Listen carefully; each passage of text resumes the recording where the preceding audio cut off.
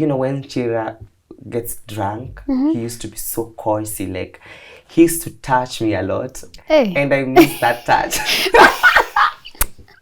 Yeah. I really miss that touch. You know. Nikaambiwa Jude, it's your time to go and see Chira.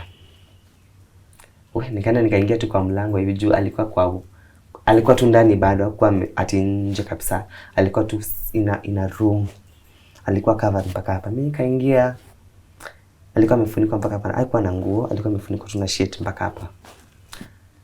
Naingia from far, nachungulia hivi juu miguu hata imeshakataa kwenda.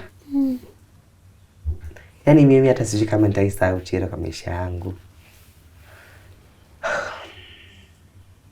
Hello and welcome to this episode. Now my guest today has gone through grief online, healed, and showed us strength and how people should move on from it. I'm about to have a good conversation with him.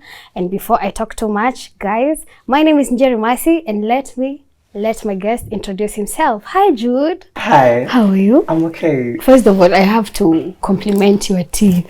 It's very conspicuous. Like, I see it in every interview. I'm like, hey, such a good dental formula. Thank you so much. Finally, you are here. Able to tell the guys how much it has taken me to get you here, to get you on that seat. I know it has been really hard because of time difference, but finally I'm here. Are you guys usually busy, or you just play hard to get on us? Like, Personally, I'm very busy. I'm a very busy person because of my work. I'll say that, content creation. So I have to schedule. So the other day we fell because of, I don't know. You don't want to say the truth, but it's fine. Finally, you are here and I'm happy we are finally getting to have this conversation. Finally, how are you holding up? How is your heart right now? I'm fine. I'll say that. God is really doing the best for me because it hasn't been easy. Ijakuwa rahisi kabisa, but glory be to God. Yeah. So how have you been holding up, and which ways have you been using to come up from the grieving? Wow. So staying in the house, looking for people who can come and talk to me, pray, and asking God to give me more peace. Yeah. And even after the burial of your best friend, there has been a lot that has unveiled after that. Sure. Like every day we wake up to a drama on TikTok. Every day we wake up for a drama. And recently the biggest was between the grandma and Baba Talisha, you understand? Yeah. And there was some allegations that I understand that Brian was very close to you, and there was some allegations that even when he was alive, if he would go home without money, it would be a problem. And because of the drama that is happening now about money and everything, people are like, it's like, has he ever opened up to you about such a thing? Of course, Chira has been telling me a lot about the family, about himself, about his environment. But at some point, you know, at the end of the day, the show, she was like the mother, you know. So hata mambo zingine zikifanyika, you have to let them go. Like, yes, they're happening, but because the key point is she's the one who has raised him to the death, you know, to the last day he died. So I feel like even if she was maybe a bad person, she played a very huge role. Yeah, she brought him up in ways. Ni vile ni mtu bado hajazoea hizi mambo za maybe social media and you korofishana. Unajua TikTok iko na mambo mengi sana. Kuna drama. A lot. So I feel like even the anger can talk. You know, you are not supposed to make decision when you are in anger. Sure, you will make emotional decisions. Yeah. So, I feel like the anger plus the possession, like mambo online maybe atakuwa anajua kama ita trend. Alikuwa nadhani pengine anaongelesha one person. So I feel like bado I can't judge her. Yeah. Do you feel like the people who are interviewing her are using her for content? Of course. Content creators will remain to be creators. They will go anywhere for viewers. Definitely. Not even in emotion places. They don't care. They do that because tell me why people call shows the one who called her, I don't know who's the person, and start making her talk on camera instead of calling him privately and letting things be known by either one person or two or people. the family. Yeah, or the family only. So I feel like creators will remain to be creators, and people will always take that specific period of time for their own benefit. Yeah. What does that make you feel? Because you were very close to him and you knew he never brought up anything personal about the family on the internet, and now everything, they are laying the dirty linen on the internet. How does that make you feel? Sometimes I feel bad, especially when I see things happening online. Alafu,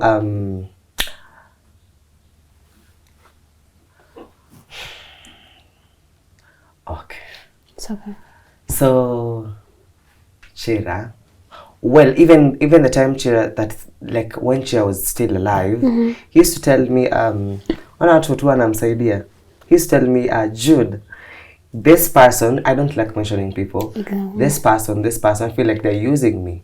Yes, they're helping me, but I feel like they're using me at some point.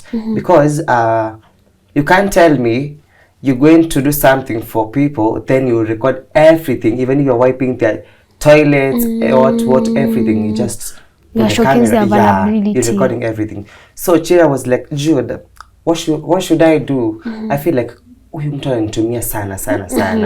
I wish I can mention the person, but the it's allowed. It's allowed. But that's why I'm saying people always use you. Ukiwa live, kufe, uteseke, people will always come. Of course, kuna wenye wamekuja genuinely to support, but there is always those people that will come to create content, to look for viewers, for money. Yeah, it happens. That's the nature of human beings. Wow. Yeah. And now that he's not there, are you close to any member of the family? No. At some point I was talking to grandma, but since the drama started, I stayed.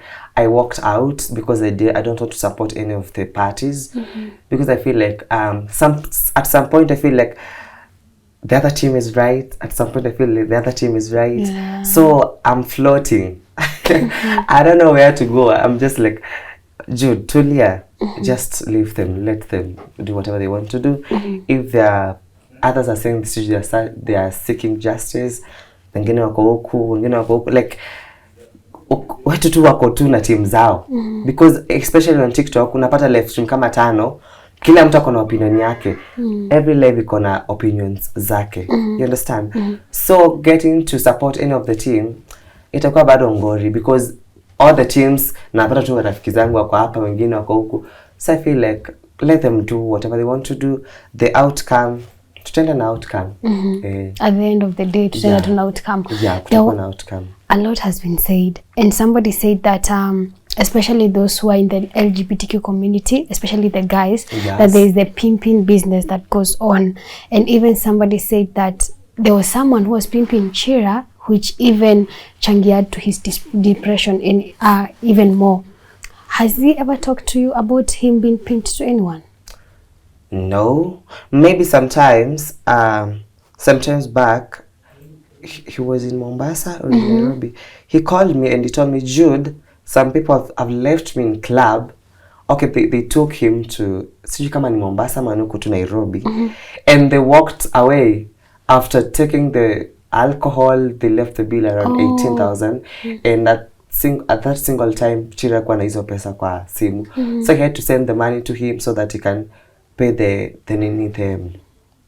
bill. Yeah.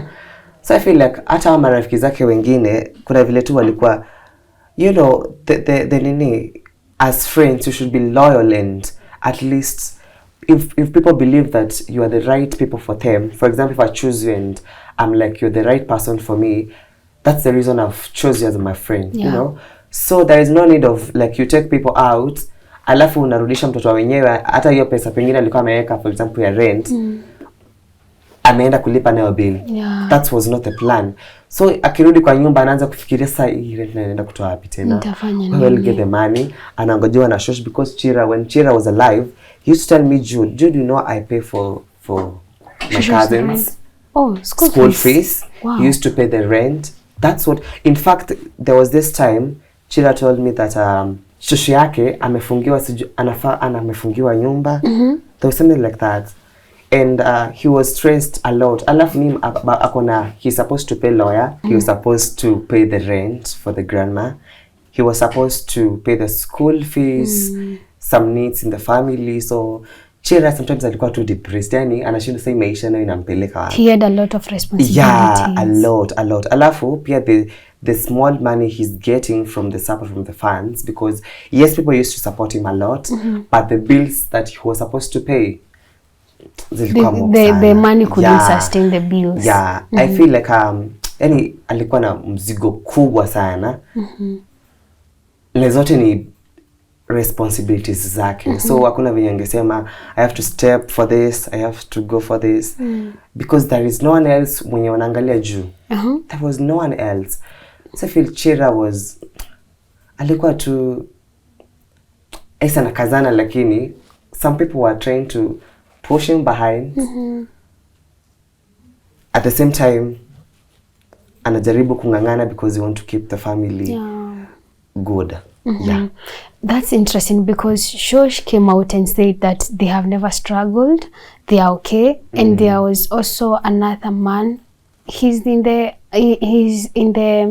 diaspora, I'm not sure which country, and he claimed to be the cousin's father. So people would wonder, how did Brian have all these responsibilities, yet the family is claiming that they weren't even struggling, like they didn't need the help the way people came through for them.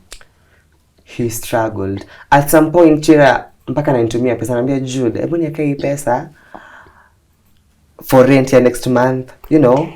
Yeah, because I feel like inaweza fika hiyo time akwe ashatumia pesa. Yeah, ashatumia pesa. So at some point ananitumia like 15,000, anambia Jude, kanga hiyo pesa ikifika date 15 hapo mtanitumanishia ama nikupe the number to send the money. So I was like, okay, just send me the money.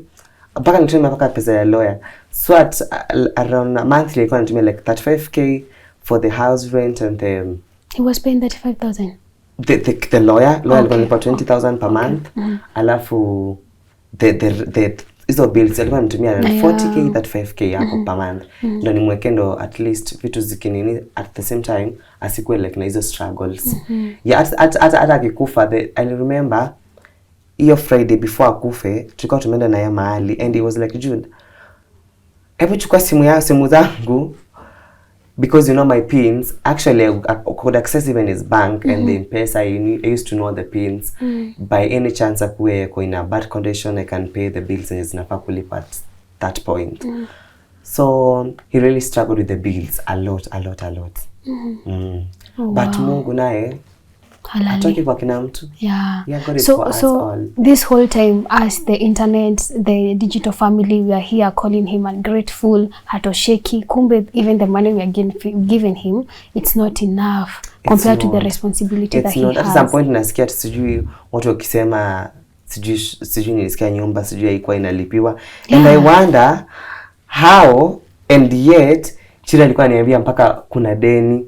And the church herself used to because Shosh was talking to Mombasa so much, and she was like, alikuwa anamuita Manzi wa Mobadha, like sema Kikuyu. Yeah. Sasa namwambia akona rent arrears za nini za miezi mpaka inafika mahali tunaanza kutetesha Chira. Tunamwambia Chira, si tulikwambia kama like for example the money you're getting, at least tumianga Manzi wa Mombasa ama anatumia at least kusikuwa na hizo arrears, because ilifika at some point Shosha akasema sijui hata anaweza fukuzwa kwa hiyo nyumba. Yeah, I remember the last time tulienda kuvisit Shosh, we'd gone to... Oh, so you used to go? Yeah, we went there and visited her.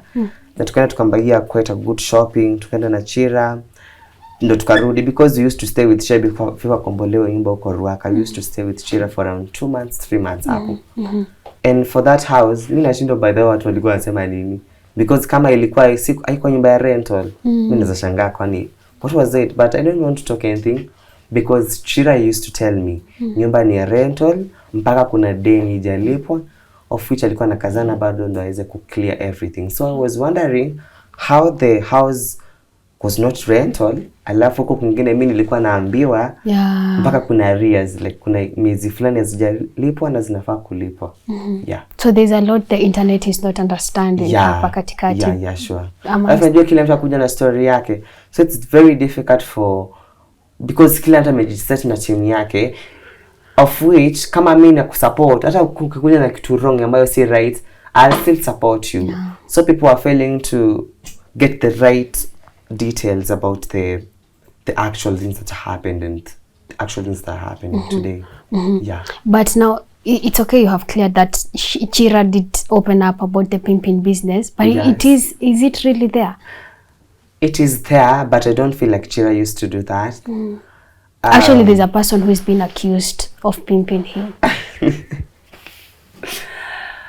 Wow. I used to hear such stories even before he died, and because Chira didn't tell me that, I wouldn't support that, because Chira alikuwa ananificha kitu. I feel like I was one of the closest person to Chira, because Chira used to tell me almost 90% of his secrets. A lot of things Chira used to tell me. Basa hapo, yes, walikuwa natoka pamoja na wanaenda hata places, but hiyo point kuniambia that way haikufika. Yeah. No idea, but the business is there. It is there. Of which Nairobi, there is a lot of works. I might be living with you, but tujui kitu nafanya to pay my bills and everything. So it's fine. Have you ever encountered such? I'm curious. I would want to know. Not really. Not really. I'm doing a lot of things, of which I guess the money I'm getting, it's enough to do my things. Oh wow.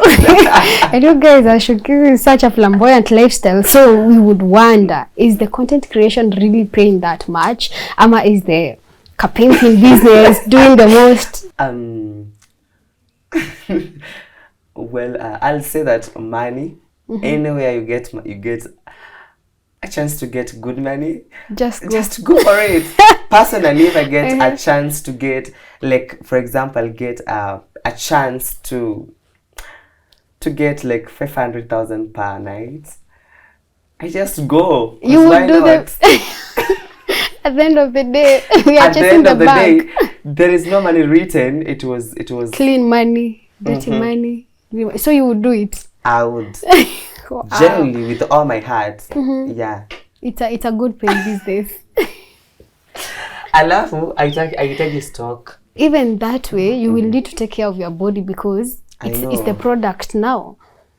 No, it's the product. You need to keep it like in a way that when the customer, oh my god, or rather, when the clients see the product, they are attracted to the product. So it would also cost you.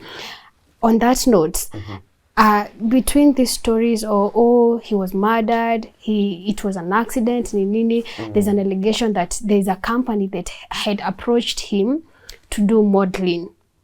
And they had even done a down payment, which led to him being murdered, because the people that allegedly did that wanted to get the money. Did you ever hear anything about him going into the modeling business? And modeling here, it's quote unquote. I hope you understand what I'm saying.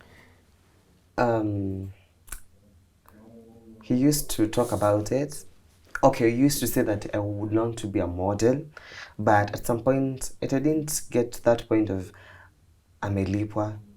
Yeah, because I remember I have his cards. I have his equity card and the cooperative card. Yeah, actually, and is it the ID, or I guess I have such. You have them. Yeah, till I have date. Yeah, I have them. Oh wow. I'm yet to present them to the grandma, of which I don't see if she needs them, because the card, you can take another card, you know. So, and I don't think Chira angekuwa na hiyo pesa kosa kuniambia. So I feel like at some point ni uongo.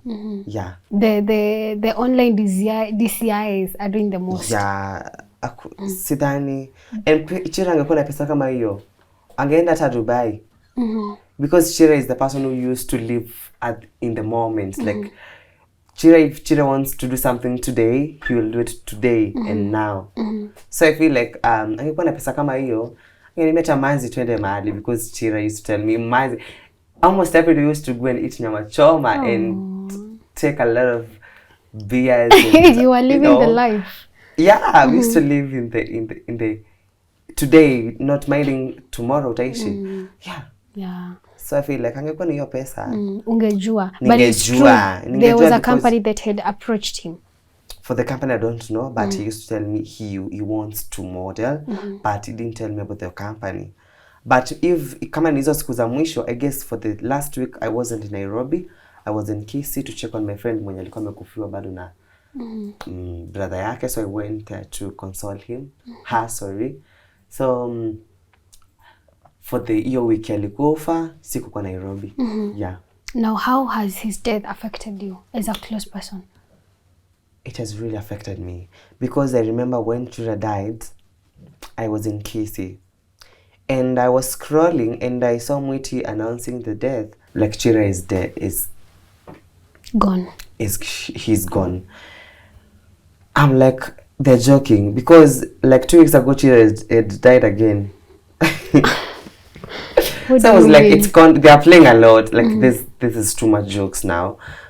And after two, 3 scrolls, I see Batalisha saying Chira is gone. I'm like, wait, kwani it's serious? After like 1 hour, nikasema hata sitaki kuangalia simu tena, sitaki kuscroll, sitaki anything. I don't want to do anything. After like 5 minutes, simu ndizo hizo. Simu zikapigwa. Nikajua Mungu wangu ni serious. Nikasema let me just gain the courage and get to the TikTok and scroll again. Who scroll? Everyone is posting Chira is gone. I fainted and I was rushed to Kisii main hospital. I stayed in Kisii hospital for 2 days. Not knowing mali niko, not knowing kama niko wapi. I nilikufa Saturday, nilitoka hospitali on Tuesday, nikarudi Nairobi on same Tuesday. So nikarudi Nairobi. Then Nairobi, sikuwa nataka kuona hata mtu yeyote, not even my best friends. I blocked people.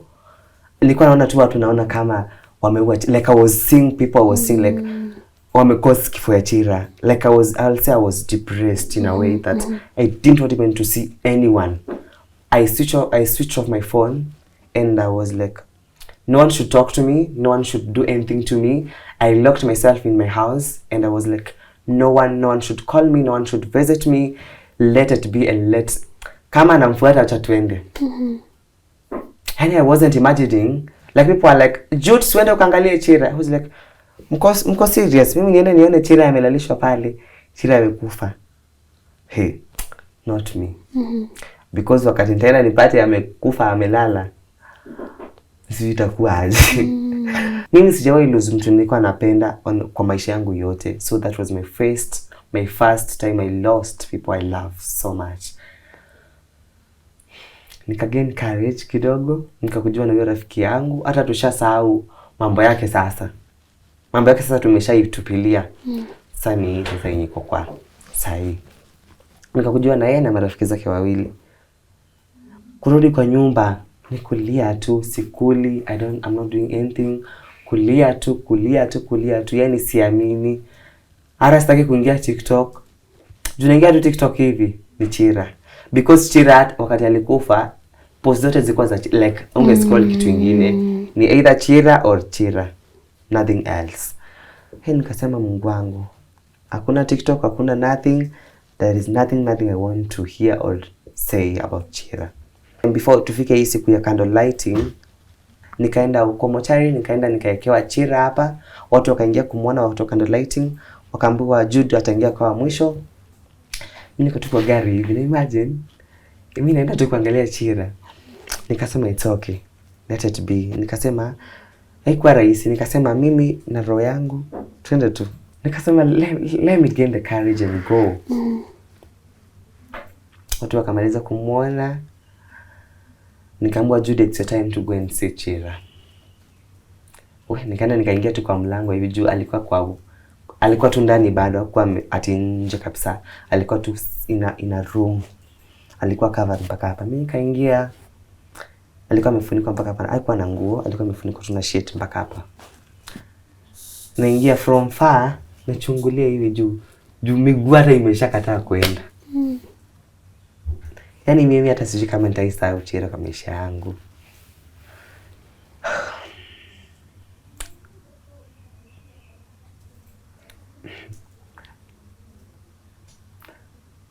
Okay.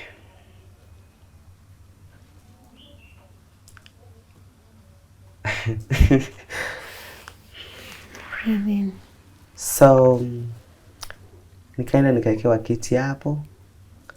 I stayed there for around 20 minutes viewing Chira, not believing like Chira ndo huyu, haizi niongelesha, haizi nikimguza hivi ni mbaridi, ni ice. Yani I shouted, he couldn't hear me. I shouted, I touched him, it was so cold, mawe. Guys, sasa hapo sasa ndo niliamini sasa Chira amekufa. And leave your room, nilikuwa tu nimeambia, I said to God, God, it is well. Chira is gone. Give me peace, give me courage, because Chira now, I've confirmed myself. Chira is gone.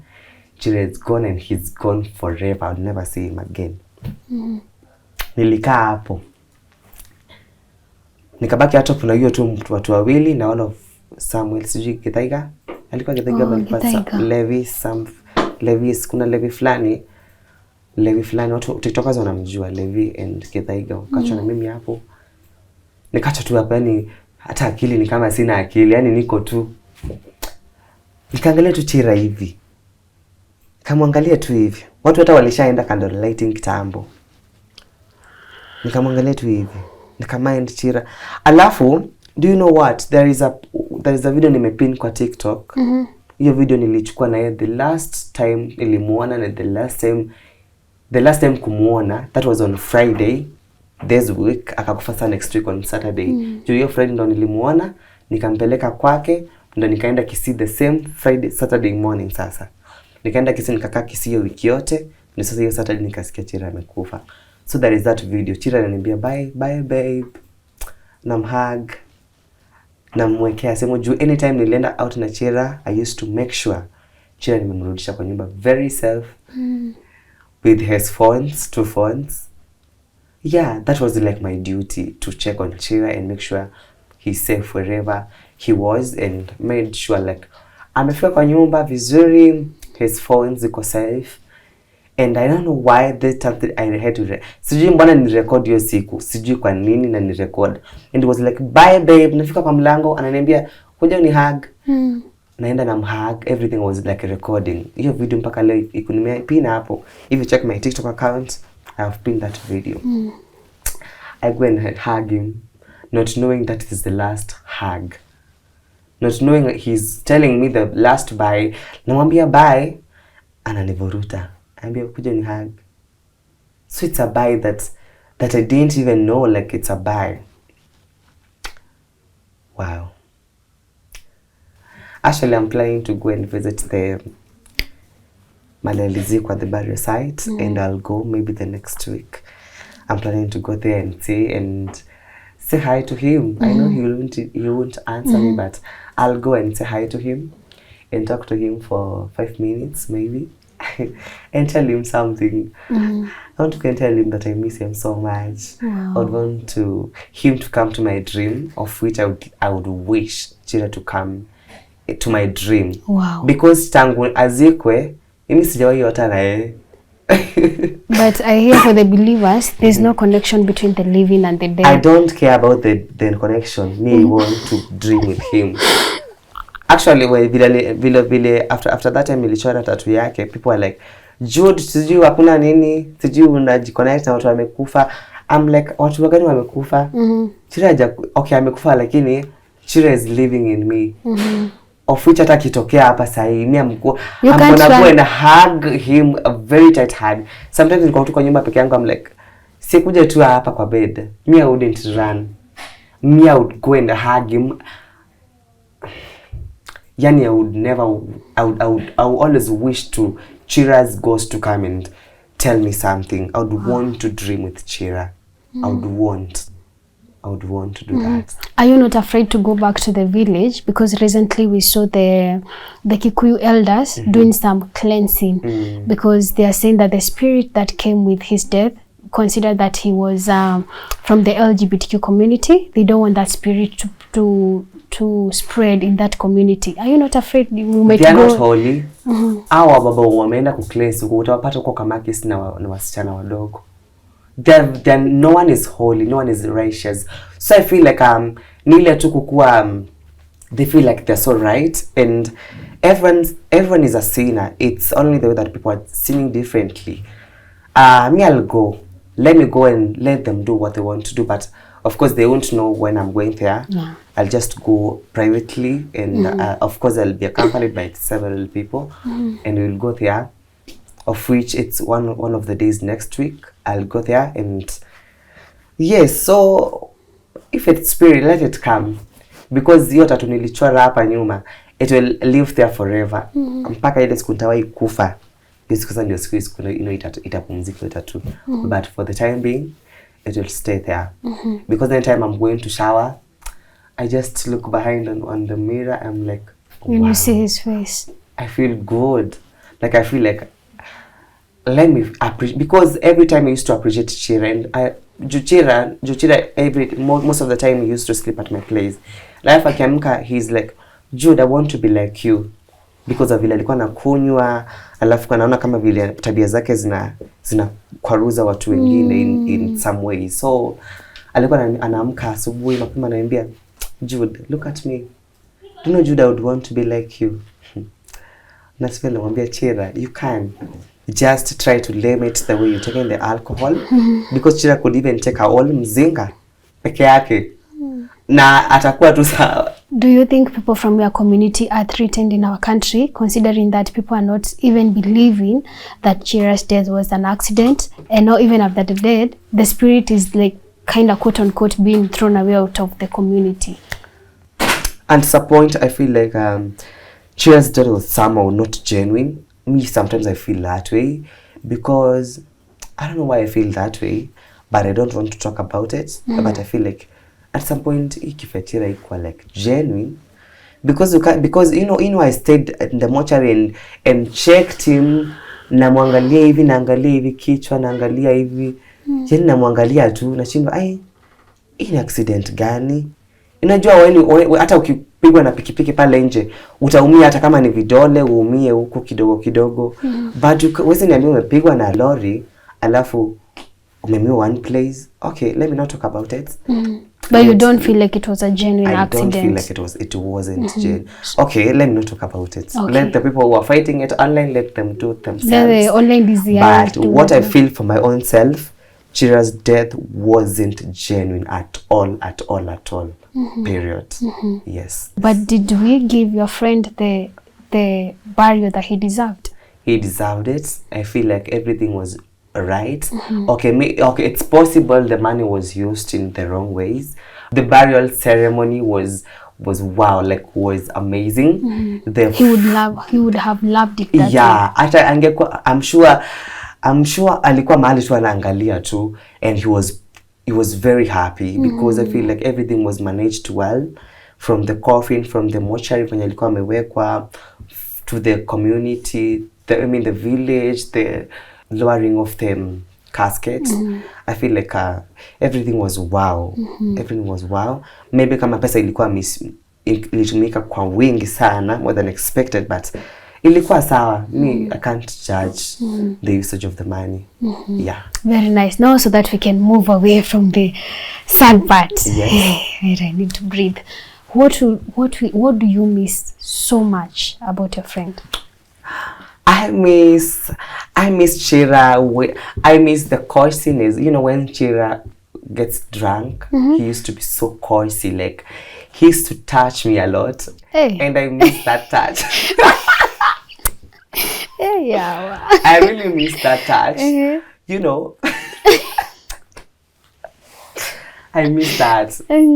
I miss that, and I miss it a lot. You miss.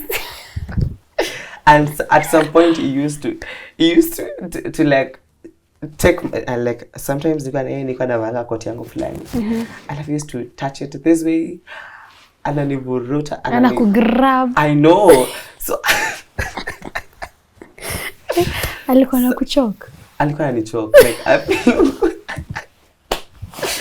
so to be sincere I miss that. Okay, at some point kuna vile akilewa alikuwa inafanya inakaa stubborn but at some point I feel like you loved I it. enjoyed it. Wow. Well, people used to think we were dating but we didn't date. But I was enjoying the touch, the choking, the grabbing. Oh my God, I miss it so much.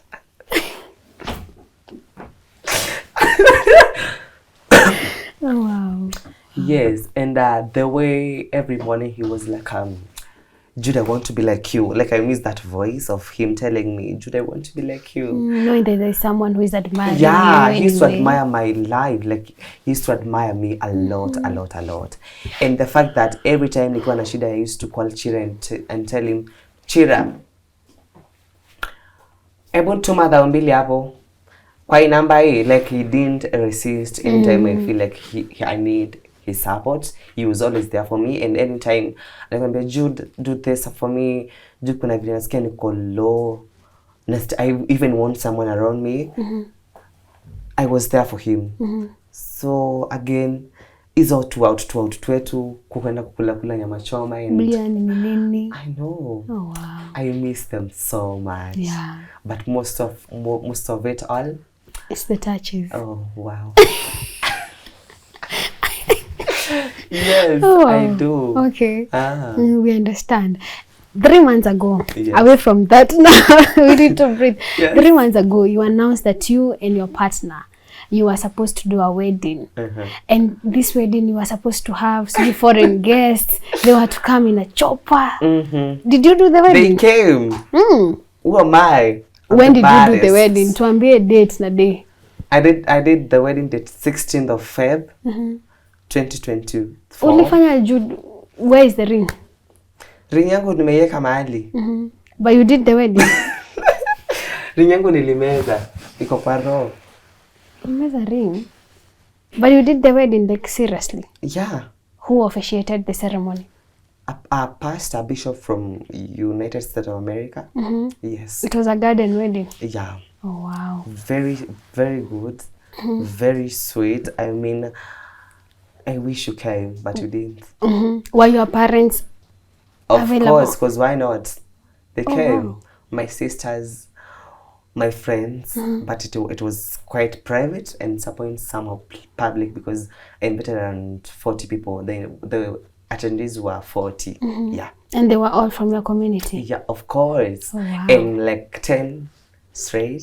Because I feel like I have a lot of straight people. I'm even working with them.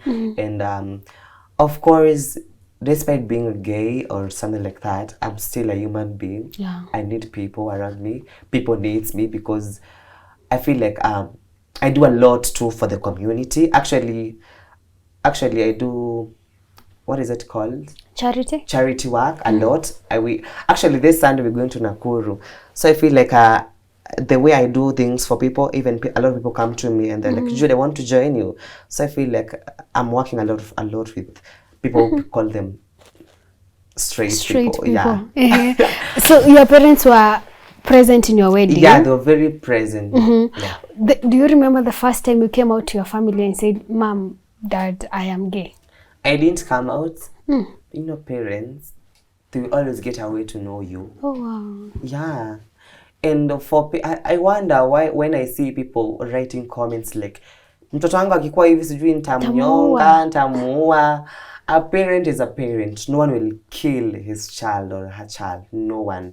Even if your child is a witch, a prostitute, or whatever, a mother will always be a mother.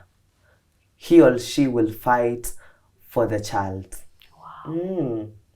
So I feel like my parents, they are the best. Like I feel like ndio wamechangia for me to be the Jude I'm today. Very bold. Yeah, very bold and very. I feel good. Like I feel respected. I feel appreciated. I feel good. Yeah, hata saa watu wawili watatu ni shida tu zinawasumbua like it's shida and wivu na njaa mingi. Because you won't tell me people who are ahead of me they'll find time to rate those bad comments. No, they won't. What's the worst thing someone has ever written about you kwa comment? Nothing. Me feel like nimeona ya kutosha, of which sasa naonanga comments hivi, I just check them and I'm like, kwanza kuna siku ingine napatanga kwani hawaja comment zile nataka. You know, I'm like kuna zenye sijapata. So I'm just used to those bad comments and nothing will ever shake me. Yeah. Wow. Nothing. Kama I couldn't shake those times, not this time. Content is paying me good money and a lot of money. So nothing will ever shake me. Oh wow. Being the way you are right now, it's paying you good money. A lot of money. A lot and huge money that no one expect me to be. How do you earn? I earn through especially let me appreciate my TikTok. I feel like my TikTok space gives me a lot of appreciation. Like my TikTok space gives me a lot of appreciation and I'm much appreciated on my TikTok space. So my TikTok gives me good money. Oh wow. And I wish I can mention them, but there's so many. I wish I can just appreciate them through their names, but there's so many. But mnajijua nawapenda sana. Unajua people out here say that. People out here asking for my friends. People always say that people from your community, you have organizations that fund you, or the pimping business also pays you. Is it true? I feel like for the organization, they help. In case you're in a community and you feel like you're not safe, they tend to give you they even houses. For example, if I'm gay and I feel I'm not appreciated where I live, you can be given even a mansion to stay, you know, but you have to give the right details about yourself. And people have even gone to US, if you write a good letter to show like you want to move out of your country, it's not safe for you, you get out. Very easy and very easy and very easy. There is even straight people who use excuse. Oh, they are gay, so that they can get out of this country. Oh, wow. So I feel like gays they are much loved, they're much appreciated even worldwide. Yeah. So I feel like me hata nikichukiwa na Wakenya, me I'll still go. Ni vile sasa mimi sipendi kwenda, ni vile I just want to stay and help people and be with people. Mimi nikitaka kwenda hata kesho naenda. Hey. It's that easy I'm for the you queen. Hey. Is that easy for you guys? Yes. Kwa hivyo it's not rumors, it's true. It's true. Hey. Yeah. So for me, I'm still on YouTube. YouTube pays me good. TikTok, I'm an influencer. Yeah. I do a lot of advertisements. You work with brands, yeah. Okay, I've not yet worked with brands, but businesses I've worked with a lot, and I feel like even hata kama ni brand, I feel kama inaweza kuwa imenilipa vile hizi small business inanilipa. Because me for a story, I post a story at 2000 if it's Instagram. For Facebook, because my Facebook story I have more than 50k viewers, so I charge that 500 for story. And for if you want to post it, like I charge, there is a rate. You have a rate card, yeah. And I feel like for my stories, they give me like 10,000. Nikisema like ile ndogo sana, maybe 10,000 per day for in just a stories. Day. For just stories, yeah. Wow. So I feel like being an influencer, it's good. Like it's giving me good nini. Alafu napata watu wanasema, basi sijui hata nani atawaka na wewe. I'm working with a lot of people. Mpaka nowadays imebidi nitafute watu wawili wenye they assisting me. Oh, so you are now employing people? Yeah, I have. My work is just to shoot, to come here and talk what I want to talk, and I leave the video from there. I don't even know how it's posted. I don't know even what. I don't know anything from there. My work is just to come and talk and get the bag and wait for everything to be posted. Because why not? Oh wow. Do you miss your past self? I understand that kitambo you weren't gay. You actually used to date females. Do you miss that, Jude? I don't. What was so different? And if I would miss, I would just scroll and look for that beautiful girl and say hi. Your ex? No. No, I just look for a different person, of which if they see it's Jude, no one will say no. You know, for example, I enter your DM, hi, you M-Pesa number. That's you know, on your account. That's the easiest way to approach people. You don't have to text paragraphs. Yeah. To get people. Yeah. There is short money talks. Money talks. But then, how is your DM? Do you have okay, let me talk about my DM. Perhaps if you check my TikTok, my Instagram, my WhatsApp, me before I check your DM, okay, because sometimes zingine zinaangaliwa na management ndo waangalie kama maybe kuna za business, because sometimes inakuwa hard kuangalia zote, so mimi mostly naangalianga profiles. Oh, I check profiles for those people taking photos in the South Africa, you know, Dubai, wapi. Canada. So those are the ones you respond to. Yeah, that's the ones I na kama ni catfish? Catfish aje? Azini amechukua tu picha. Well, mimi ukinitext na kuulizanga, alafu ni ngumu pia ni text, like it's very hard for me to text back, but by any chance if I text back, atukona story mingi, just text hapo Jude, unataka nini? Hata itisha hata basi tuma hata credit hata ya 5k. So that I can know you are serious. Why should I waste my time there? Yeah. I should be texting some important people. Yeah. You know your partner will be watching this episode. So if you get someone who is giving you money, I normally show him and it's like, do it. Oh, he encourages you to entertain them so that he does. Oh. He does, because hata before nipate, I was still doing this. Like I was alinipata bado nikijulikana, I'll say that. So the fact that I'm the person who brought him to the light, so he respects that and he feel like just continue being you and I'll not judge you. Have you ever gone for an online hookup? Like you met somebody online and you clicked on like, actually yende. Okay, of course this is before you met your partner. Of course I did. Hey. And at some point, I went for a hookup for 200k. A night? A night. Oh my God. And that's the huge money I've ever earned per day. 200k a night? Yeah. Were you not afraid? I wasn't afraid because he was a very popular person. And I told my best friend, I protect the details. Nikafika huko nikamtumia location. Who was the person though? Oh wow. Even sometimes nakanga hivi na mtu wangu namuuliza, babe, sasa hiyo ukipata mtu akwambie niko na alafu ni mtu anakaa unaweza mtrust, you know.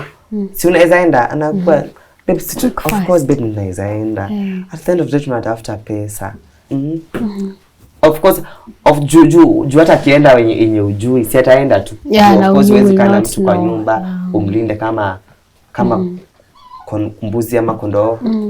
So at the end of the day, let people be. Anyways. And is it true that you guys get approached more by married men more than the singles? A lot. If I give you my TikTok DMs, they are those married people. Unaona mpaka mtu ameka hapo kipicha na familia na watoto. Lakini utadu tabidi tu reply. Yeah.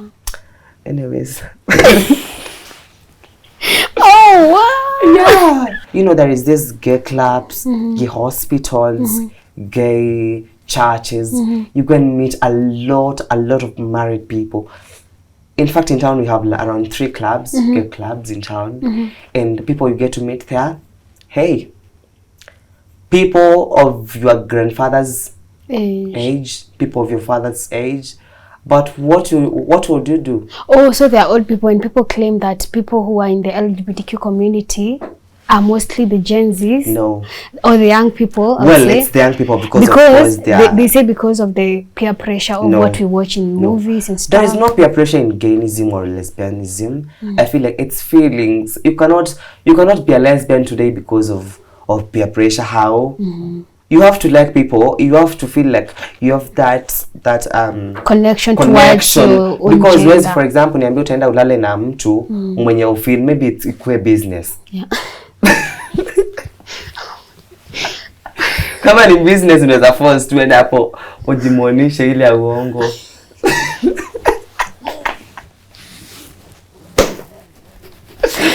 Oh my God. The bag first. Oh, I know. Kama ni biashara, the bag first. Kama ni biashara enda tu force. Lakini kama ni ile ya ukweli, you have to get the connection. You have to, the feelings have to connect. Yeah. So where was I? So there is those old people over there, and there is a lot happening in the society That we don't know. A lot. We did surrogacy, by the way. You did? Yeah, we are pregnant. Oh, you don't know that? Oh wow, I had no idea. Online.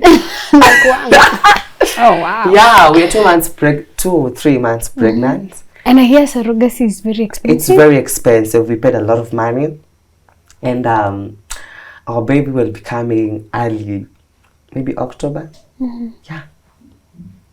Damn. Yes. So I'm curious now. So when you did this, when you looked for a surrogate mother, so you combined your DNA and your partner's DNA, and now the mothers. Yeah. Oh wow, guys, I'm getting schooled. Hey. Yes. So we are waiting for a baby. Yeah, we're waiting for a baby. Everyone knows that. I'm surprised you don't know. Damn. So our mom, she's in Zanzibar. We paid for a trip. She's yet to come early this month, before date 15. Yeah, akuje tumpeleke, what is it called? Dubai. Because I want her to feel good. I want her to feel the love, you know. I just want that baby to come out as either princess or a young king. Cause why not? Can't wait. Can't wait.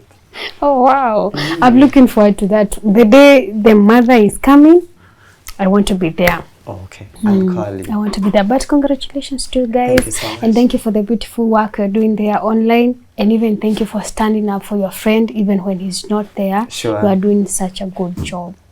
You are a good friend.